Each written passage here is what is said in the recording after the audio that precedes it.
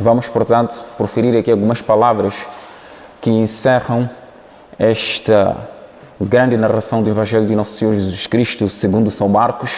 É o Verbo de Deus que é anunciado para nós, que nos traz grandes conhecimentos que nos orientam para a nossa existência aqui na Terra e não só para alcançarmos a felicidade eterna.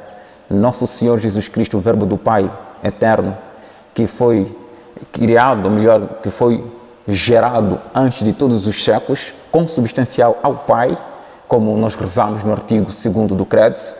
Ele, consubstancial ao Pai, na sua humanidade, apresentando-se a nós, como diz São Tomás de Aquino, que ele não veio simplesmente para ser redentor, mas para dar exemplo de como nós devemos nos relacionar com Deus Pai, como devemos ter nossas relações amistosas com Deus, a fim de alcançarmos a salvação, como diz Santo Inácio, que fomos criados para conhecê-lo, amá-lo, servi-lo, mediante isso salvar a nossa própria alma. Portanto, como exemplo, Nosso Senhor Jesus Cristo, ele nos deixa alguns traços magníficos e luminosos, por exemplo, a irradiação da santidade dele. Ele, como Filho do Pai eterno, condensava em si, junto a todos aqueles que o seguiam, toda espécie de virtude, bondade, carinho, amor, todos os atributos que nós não temos nem condições de poder exprimir aqui, porque são tantos e inumeráveis que se irradiavam de Nosso Senhor Jesus Cristo e atraíam multidões. As multidões seguiam Jesus Cristo, Nosso Senhor, porque ele irradiava uma quantidade imensa de virtudes, de dons, de carismas e, sobretudo, Nosso Senhor efetuava o bem, como diz a Escritura, que ele passou a vida inteira praticando o bem. Deveria ser esta a nossa opção, neste curto espaço de tempo da nossa existência, como diz Santa Teresinha do Menino Jesus, que nós, a nossa vida, por mais que perdure, eu vi ontem, por exemplo, uma anciã religiosa que completou 118 anos. Naturalmente, é a anciã religiosa a mais velha do mundo. Mas mesmo assim, com 118 anos, esses anos que ela percorreu na Terra são insignificantes, são muito poucos com relação à eternidade. Santa Teresinha vai dizer que nós existimos dentro de uma brevidade entre duas eternidades, a feliz e a infeliz, a eterna no padecimento. Pois bem, você tem esta oportunidade de praticar o bem.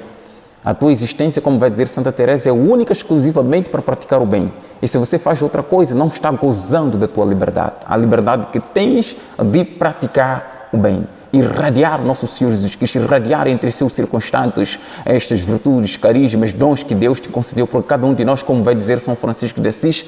Ninguém é tão pobre que não tenha nada para dar, ninguém é tão rico que não precise de alguma coisa. Você tem algo a dar, e ainda ele diz, tome cuidado com a sua vida, porque pode ser o único livro a ser lido como Evangelho. Portanto, você pode irradiar a pessoa de Nosso Senhor Jesus Cristo, as virtudes que o Pai te outorgou no ato da sua criação. Pois bem, existe mais algo aqui que nós devemos ponderar, por exemplo não, mas precisamente o que diz Nosso Senhor Jesus Cristo contra os espíritos impuros, os demônios. Os espíritos impuros, quando viam Jesus, caíam a seus pés e gritavam: Tu és o Filho de Deus. Ele, porém, proibia-lhes severamente que o dessem a conhecer. Por que Nosso Senhor Jesus Cristo proibia aos espíritos impuros, aos demônios, de dizerem: Tu és o Filho de Deus? Porque o tempo dos demônios, o tempo deles acabou.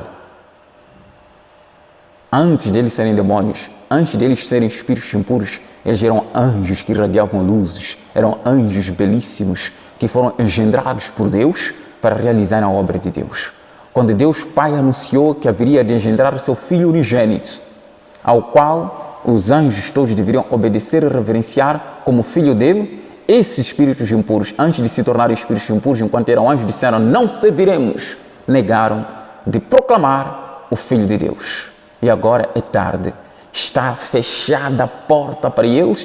O louvor deles já não é agradável aos ouvidos de Deus. Já não tem aquela boa sonoridade. Porque os demônios aqui estão elogiando o Nosso Senhor Jesus Cristo num tempo que já não é o deles, é o nosso tempo.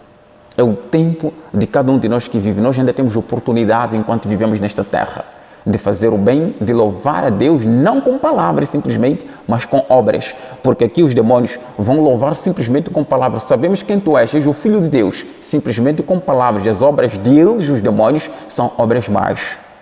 Jesus não quer esse louvor que é dos lábios simplesmente como dos demônios. Você louvar a Deus com os seus lábios, dizer aleluia, cantar e fazer danças dentro do templo sagrado, mas às escondidas, na sua vida privada, praticar a iniquidade, Deus vai te silenciar e vai silenciar as tuas obras más. Dias virão em que Deus Todo-Poderoso vai silenciar não simplesmente as palavras dos demônios, mas vai silenciar as obras deles. Serão acorrentados, como está dito nas Escrituras, e serão precipitados no buraco das vinganças do inferno, e lá nunca mais, não simplesmente não falarão do nome de Deus, também não praticarão a iniquidade. E nós ainda temos chances de praticar o bem. Tome cuidado com a sua própria vida, como diz Santo Inácio. Tema Jesus que passa e não volta mais. Pode ser que seja a última oportunidade que você tem hoje.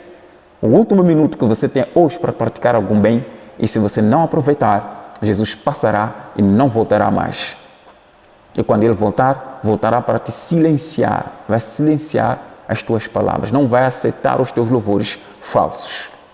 Deus vai silenciar os adúlteros, os mentirosos, os bandidos, os invejosos, os luxurientos, os impuros serão todos silenciados em suas palavras e nas suas obras, acorrentados e precipitados no inferno.